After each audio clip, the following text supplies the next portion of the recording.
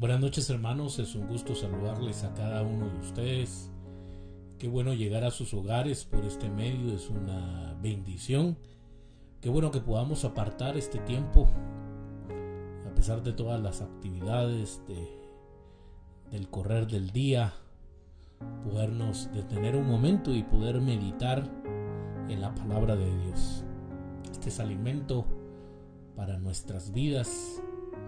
Jesús dijo: no solo de pan vivirá el hombre. Creo que es importantísima la palabra de Dios, y qué bueno que podamos apartar este tiempo. Vamos a orar y vamos a pedir la dirección del Señor para esta noche. Padre eterno, gracias por tu presencia, gracias por tu fidelidad, por tu bondad, porque eres bueno, Señor, porque eres bondadoso, porque nos has guardado, Señor, en este día, has guardado nuestros pasos, nos has guardado en nuestras diversas actividades. Te agradecemos, Señor, porque podemos disfrutar de tu misericordia y de tu fidelidad cada día. Señor, en esta noche venimos delante de tu presencia, rogándote, pidiéndote por este tiempo. Ayúdanos, dirígenos. Te lo rogamos, Señor, y te lo suplicamos que nos ayudes, Padre eterno. Enséñanos, queremos aprender más de tu palabra y queremos ser hacedores de la misma. En el nombre tuyo, Jesús. Amén y amén. Bienvenidos nuevamente, hermanos. Qué privilegio tenerles. Espero que tengan lista su Biblia y me puedan acompañar al primer libro de Samuel. Primer libro de Samuel, y estamos en el capítulo 16. Me gustaría seguir meditando del versículo 1 al 13, y hemos visto, hermanos, la tristeza del profeta. Dios le pregunta a Samuel: ¿hasta cuándo llorarás a Saúl, habiéndolo yo desechado para que no reine sobre Israel? El pueblo ha desechado a Dios, ha escogido a un rey, no el que necesitan, sino el que ellos quieren, el que ellos consideran que los va a ayudar, que va a pelear por ellos. Y nos hemos dado cuenta de los errores garrafales que ha cometido el rey Saúl, y por lo tanto Dios lo ha desechado. Ahora Dios le dice entonces a Samuel que prepare su cuerno de aceite, que vaya a Belén y que unja a un nuevo rey. Vemos, hermanos, de que Isaí muestra a sus hijos.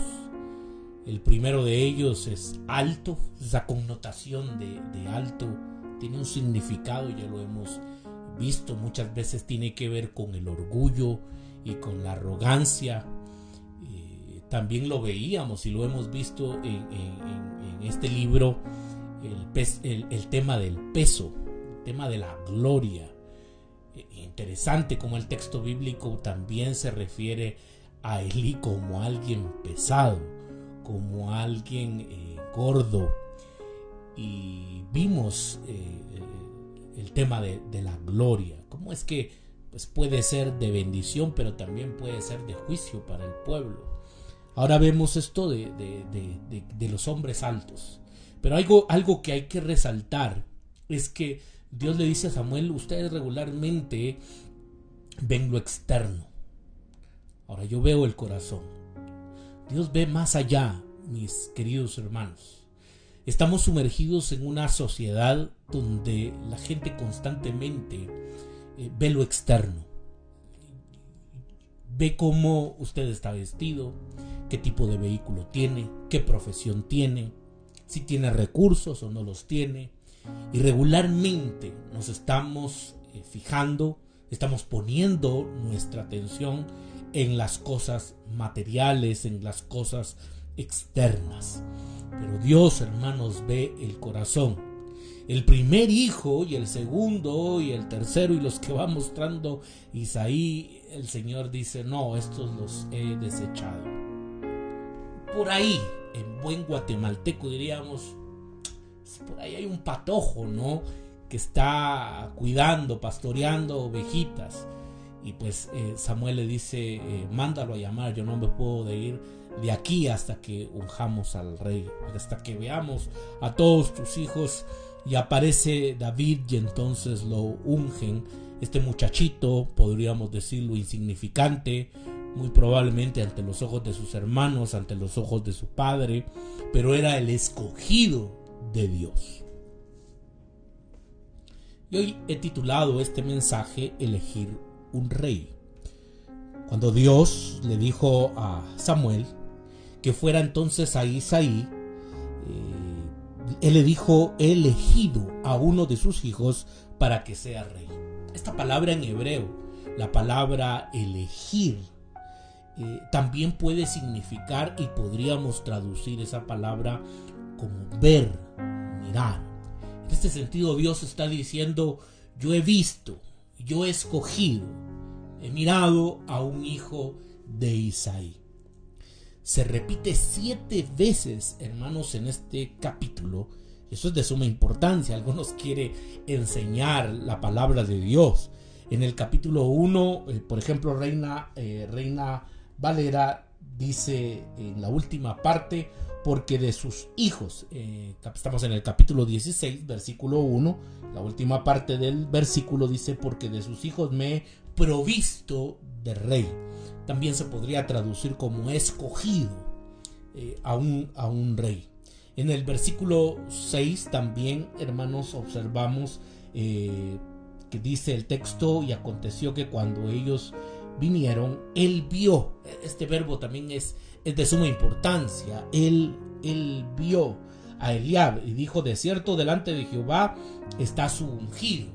Aquí vemos, hermanos, que lógicamente pues el profeta está viendo, piensa que este hombre es elegido. Pero es interesante observar cómo es que aparece esta palabra de vio, mirar. 2 veces en el versículo 7 se menciona el mira, encontrará, versículo 17, visto, versículo 18, y Dios dice, he visto a uno de sus hijos, porque Dios ve el corazón. Eso es algo importante. Dios lo que está interesado, y Él observa, hermanos, nuestro corazón. En el capítulo 8 y versículo 5, el pueblo pidió a Samuel que ungiera un rey para nosotros. Y eso también es, hay que detenernos un momento y observar eso, de cómo el pueblo entonces pidió a Samuel que elija un rey para nosotros. Samuel se refiere a él como tu rey, a quien vosotros habéis elegido, dice la Nueva Versión Internacional en el 8:18. Ese rey a quien ustedes han elegido. Ahora, en el capítulo 16 y versículo 1, dice, ahora Dios me he provisto de un rey. Porque de sus hijos me he provisto un rey. El Señor entonces ha escogido un rey. Esto está estableciendo el principio de que Dios derriba a los altos y levanta a los bajos. Hemos visto este significado de los altos y de los bajos. Ante la apariencia, ante lo externo, los hijos, el primer hijo, por ejemplo, de Isaí, el profeta piensa, este es elegido. Se deja guiar por lo externo, pero el profeta estaba equivocado en su percepción. Dios no va a elegir a alguien alto, sino que va a elegir a alguien bajo, podríamos decirlo de esta manera. A alguien insignificante, a alguien que ni siquiera su padre lo toma en cuenta. Por supuesto que esto se refiere a aquellos que son elevados en el sentido de orgullosos. No estoy hablando de altura, ¿no? Sino que me estoy refiriendo a la cuestión de orgullosos. Y bajos en el sentido de humildes. Pero la altura física de Saúl y de Eliab significan entonces esta verdad. Eran probablemente, y no probablemente en el caso de Saúl, pero sí eran personas orgullosas. Se pasa por alto Eliab. Eso no es fácil cuando alguien es alto, cuando alguien es corpulento, ¿no? En este sentido, el profeta tenía razón de decir, este es el ungido, alguien alto, alguien corpulento. Estas personas no pasan desapercibidas. Mientras tanto, David se le describe como el más joven, aunque la palabra también se puede significar el más pequeño. Hay alguien por ahí, ¿no?, cuidando a las ovejitas. Es un pastor, pero es alguien pequeño, es alguien insignificante. En el encuentro final de Saúl con Samuel, o más bien con el fantasma de Samuel, y lo vamos a ver más adelante, se nos dirá literalmente que inmediatamente Saúl cae a tierra, lleno de miedo a causa de las palabras de Samuel, cuando lleguemos en el capítulo 28. Y todas estas cosas, hermanos, tienen un significado. Como es que ahora Saúl cae entonces en tierra, lleno de miedo a causa de las palabras de Samuel. En contraste, como vemos, el pequeño David conquistará a un gigante de gran altura. Estos, hermanos, estos contrastes son importantes. Ahora vemos a alguien pequeño peleando con alguien de gran altura, como lo era Goliat. Y vemos, hermanos, de que Dios le da la victoria al pequeño, al insignificante, porque nuevamente es de la misma raíz de la palabra del capítulo 9, versículo 2. Entonces, en el capítulo 16 y versículo 7, que es un pasaje, hermanos, clave, la palabra de Dios dice: y Jehová respondió a Samuel: no mires a su parecer, ni a lo grande de su estatura, porque yo lo desecho. Porque Jehová no mira lo que mira el hombre, pues el hombre mira lo que está delante de sus ojos, pero Jehová mira el corazón. Podríamos decir que este es el texto clave, hermanos, del capítulo 16. La gente mira la apariencia exterior, pero el Señor mira el corazón. Y lo que Dios está buscando es humildad. Y esto es clave, creo yo, mis queridos hermanos, el que Dios esté buscando un corazón humilde. Y sí, bien tenía una apariencia excelente y facciones hermosas, porque también lo dice el texto con respecto a David. Probablemente en ese momento era el hijo más pequeño, pero Samuel tuvo que nombrar entonces a un rey. En cierto sentido es una tarea que todos tenemos. Debemos elegir quién será el rey de nuestras vidas. Y esto es importante y debemos de reflexionar en esta noche sobre esta pregunta: ¿quién es el rey de mi vida? Ahora alguien puede decir: pues Dios, el Señor Jesús, es el rey de mi vida. ¿Quién o qué tendrá nuestra máxima lealtad? Se lo vuelvo a repetir, le vuelvo a repetir la pregunta. ¿Quién o qué tiene nuestra máxima lealtad? ¿Podría ser una persona? ¿Podría ser una ideología? Hay personas que dicen: yo por esta ideología yo daría mi vida. ¿Podría ser por posesiones materiales? ¿Ese es el rey de nuestra vida? El hacer dinero y el hacer más dinero y el hacer más dinero. Y toda nuestra lealtad va enfocado en eso, ¿no? No importa la iglesia, no importa el Señor, no importa nada. Aquí lo que importa es producir dinero, tener más posesiones materiales. Y voy un poco más allá. Podríamos ser nosotros mismos. Nuestra comodidad, poder o orgullo. Y darnos cuenta que el rey de nuestras vidas somos nosotros mismos. Nos interesa el poder, nos interesa la comodidad, nos interesa el orgullo. Puede haber varias cosas compitiendo por nuestra lealtad, pero algo gobernará entonces nuestros corazones. Y la pregunta en esta noche, con lo cual debemos de meditar, es: ¿cómo vamos a decidir? ¿Qué camino vamos a tomar? ¿A quién le vamos a dar nosotros nuestra lealtad? ¿A quién nosotros le vamos a ser leal hasta el final? Puede haber varias cosas compitiendo por nuestra lealtad y tenemos que tomar una decisión. La gente mira la apariencia exterior. Elegimos lo que es impresionante.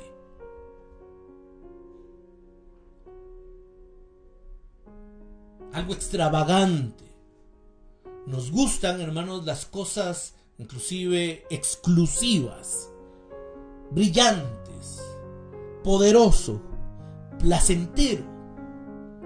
Esas son las cosas, hermanos, que nosotros regularmente elegimos. Siempre ha sido así. Y esto es sintomático del comportamiento humano desde el jardín del Edén en adelante. En Génesis capítulo 3 y versículo 6 se nos dice que cuando la mujer vio el fruto, esto es importante, vio el fruto del árbol que era bueno para comer y era también agradable a la vista, está hablando de lo exterior, era bueno, era agradable a la vista y también deseable para alcanzar la sabiduría, tomó un poco y comió. También le dio un poco a su marido que estaba con ella y él también comió de ese fruto. Desde entonces, hermanos, hemos caminado por vista y no por fe. Desde entonces hemos caminado por vista y no por fe. Si hablamos en el mundo, diríamos, en el mundo externo, las cosas nos impresionan.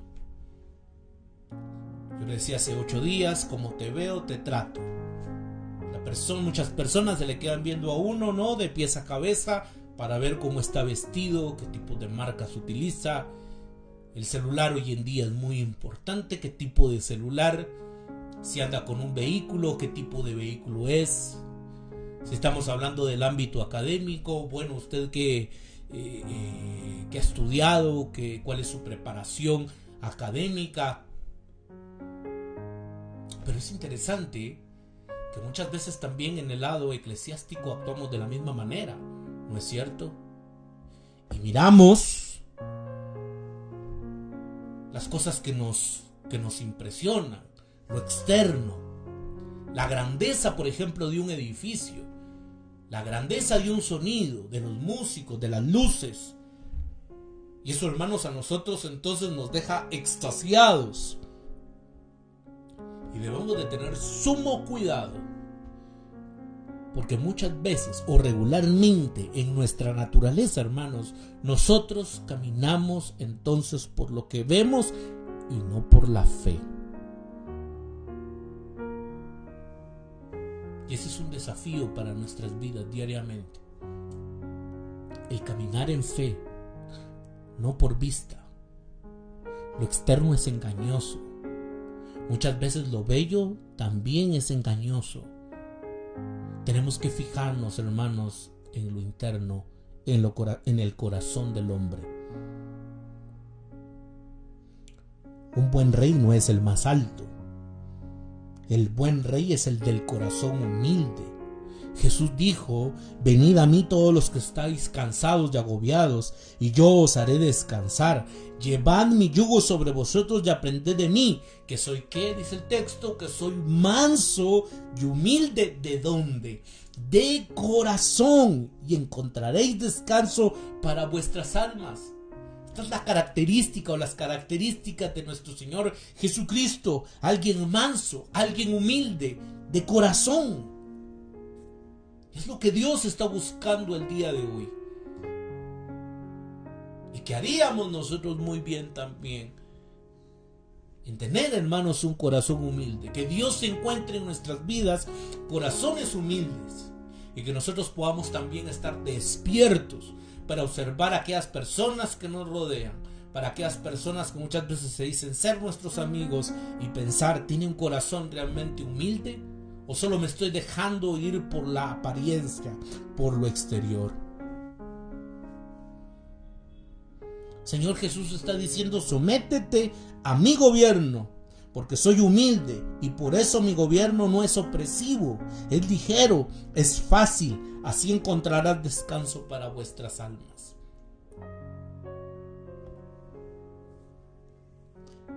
Cuando conocimos a Saúl por primera vez, había perdido los asnos de su padre. Era, por así decirlo, un pastor fracasado. Ha perdido los asnos de su padre. Cuando conocemos a David por primera vez, él está atendiendo a las ovejas. En el próximo capítulo descubriremos que el buen pastor es cuando arriesga su vida para proteger a las ovejas. Cuando Dios hace su pacto con David, dice: tomé el pasto de apacentar el rebaño y te nombré gobernante sobre mi pueblo Israel. Cuando David se convirtió en rey, la descripción de su trabajo no cambió. Lo que cambió fue su rebaño. Pasó de pastorear el rebaño de ovejas de Isaí a pastorear el rebaño del pueblo de Dios. Isaí no creía que un pastorcillo pudiera ser elegido rey. Pero de hecho, ser pastor es lo que Dios llamaría a ser a su rey. Incluso cuando se sentaba en un trono, en un lugar de un campo. A lo largo del resto del Antiguo Testamento, esta imagen de liderazgo pastoril pasa a primer plano.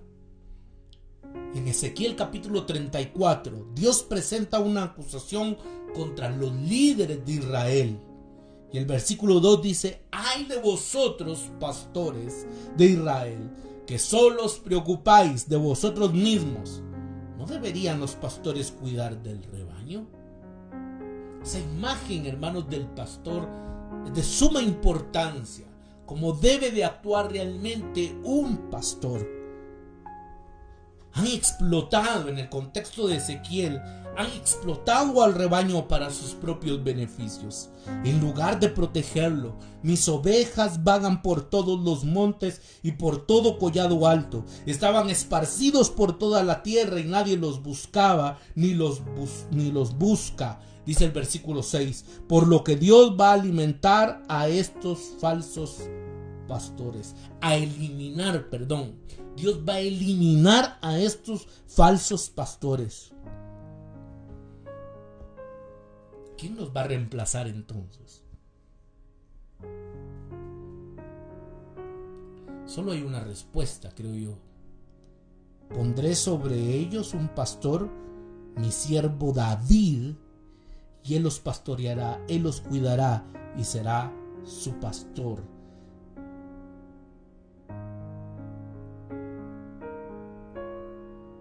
Dios promete, hermanos, un nuevo David,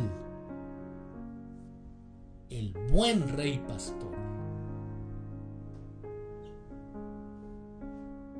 Vamos a estar analizando la vida del rey David, y es un hombre con muchas imperfecciones, comete errores garrafales. Por eso es de que Dios promete a un nuevo David, el buen rey pastor. El Evangelio de Marcos se hace eco de Ezequiel capítulo 34 y versículo 6 en su explicación de la alimentación de los 5,000. Han explotado al rebaño para sus propios fines, en lugar de protegerlo. Cuando Jesús desembarcó y vio una gran multitud, tuvo compasión de ellos, porque eran como ovejas sin pastor. Dice el Evangelio de Marcos capítulo 6 y versículo 34. Jesús, hermanos, es el rey pastor. Es alguien más grande que David. David demostró que era un buen pastor porque estuvo dispuesto a arriesgar su vida por las ovejas. Jesús demuestra que es el buen pastor por excelencia porque da su vida por las ovejas. Yo soy el buen pastor.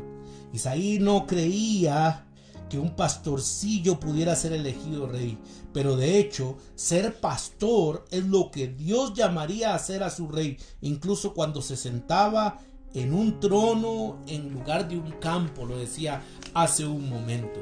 Y con esto, hermanos, me gustaría ir concluyendo en esta noche. Cuando hablamos del rey pastor, de nuestro Señor Jesucristo, estamos hablando del rey que necesitamos. Israel descubrió primero bajo el gobierno de Saúl y luego bajo el reino de David que el rey que decidimos que queremos, el rey que elegimos para nosotros mismos, no es el gobernante adecuado para nosotros. Si nosotros elegimos cualquier otro rey que no sea nuestro Señor Jesucristo, si nosotros le damos la lealtad a cualquier otra persona que no sea nuestro Señor Jesucristo, estamos equivocados y corremos un serio peligro, porque nuestra lealtad siempre tiene que estar puesta en nuestro Señor Jesucristo. Necesitamos a alguien que gobierne con humildad. Necesitamos a alguien que cuide de las ovejas descarriadas, que morirá para protegernos. Todos debemos de elegir un rey que gobierne nuestros corazones, que gobierne nuestras vidas y nuestro futuro. Naturalmente, elegimos muchas veces a Saúl. Pero Dios nos da un rey pastor, un David más grande. Ser cristiano no se trata de tener que vivir bajo el gobierno de Jesús. Se trata de llegar a vivir bajo su humilde reinado, sobre la seguridad y la alegría de saber que tenemos al rey que necesitamos, elegido por el Señor y dado a nosotros. ¿A quién le vamos a ser leales? ¿Quién es nuestro rey? ¿Quién dirige nuestros pasos?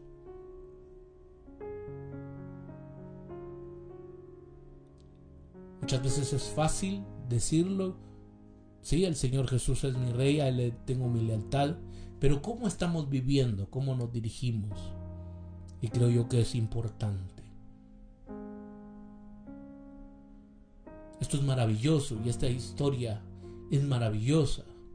Porque vamos a ver, y yo lo decía hace 8 días, que el rey David fue el rey más importante del Antiguo Testamento. Pero hay alguien más grande que el rey David. Y es nuestro Señor Jesucristo. Y en Él podemos tener nuestra plena confianza. Y podemos tener toda nuestra lealtad a Él. Oremos. Padre, gracias por tu presencia y gracias por tu fidelidad. Gracias por este tiempo. Gracias, Señor, por tu palabra, porque tu palabra nos guía, nos dirige, nos enseña. Ayúdanos a poderte ser fieles, porque estamos conscientes que nosotros necesitamos de ti, Jesús, como el Rey de nuestras vidas, y darte toda la lealtad, nuestra lealtad a ti. Tenemos que reconocer que muchas veces desviamos nuestra mirada por lo externo, por lo lujoso, lo extravagante, lo exclusivo, por las cosas externas de este mundo. Y te queremos pedir perdón. Perdona todos nuestros pecados, Señor. Perdona nuestras malas actitudes. Perdona porque muchas veces hemos dado nuestra lealtad a cosas, a personas. Porque muchas veces nosotros somos rey de nuestras propias vidas, de nuestras propias decisiones, y te hemos sacado, Señor, de la ecuación. Padre eterno, ayúdanos y dirígenos a poderte ser leales a ti. Señor, en esta noche te pedimos y te rogamos que nos bendigas y que nos guardes el resto de semana. Guárdanos de la mano del impío, de la mano del enemigo. Prospera, Señor, la obra de nuestras manos. Guárdanos, Señor, del impío, de aquellos que maquinan maldad. Señor, también te pedimos por nuestras autoridades. Tú conoces, Señor, la situación de nuestro país, donde hay tanta violencia. Te pedimos por el director, Señor, de la Policía Nacional Civil, por todos aquellos policías, Señor, que están cuidando a la población, porque es cierto que muchas veces los hemos señalado y juzgado, pero sabemos de que también hay buenos elementos, que hay hijos tuyos. Señor, guárdales, protégeles, ten misericordia y ayuda, Señor, a nuestras autoridades a poder tomar buenas decisiones. Te rogamos y te pedimos por aquellas familias, Señor, que están enlutadas, por aquellos padres que perdieron un hijo, por aquellos esposos que perdieron una esposa, o la esposa que ha perdido un esposo. Señor, te lo rogamos por aquellos niños, Señor, que se han quedado sin padres. Ten misericordia, trae consuelo, trae fortaleza, trae paz, Señor. Te lo rogamos y te lo pedimos en el nombre de Jesús.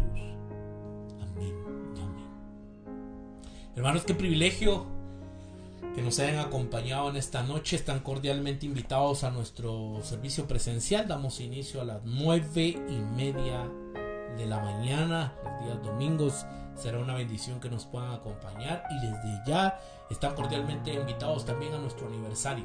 Nuestro aniversario será el domingo 1 de febrero, así que están cordialmente invitados. Si usted necesita información, por favor escríbanos. Será una bendición que nos puedan acompañar, que usted pueda apartar esa fecha y acompañarnos. Será una bendición. Acompáñenos también en nuestras redes sociales. En Facebook nos encuentra como Ministerio Renacer, en Instagram nos encuentra como Ministerio Renacer Guatemala, y también nos encuentra en YouTube y nos encuentra como Ministerio Renacer Guatemala. Suscríbase, denle like, active la campanita también para que les lleguen las notificaciones cuando se suban los videos. Compártalos, coméntelos, de esa manera nos ayudan bastante. Que tengan una feliz noche, que el Señor les bendiga y les guarde.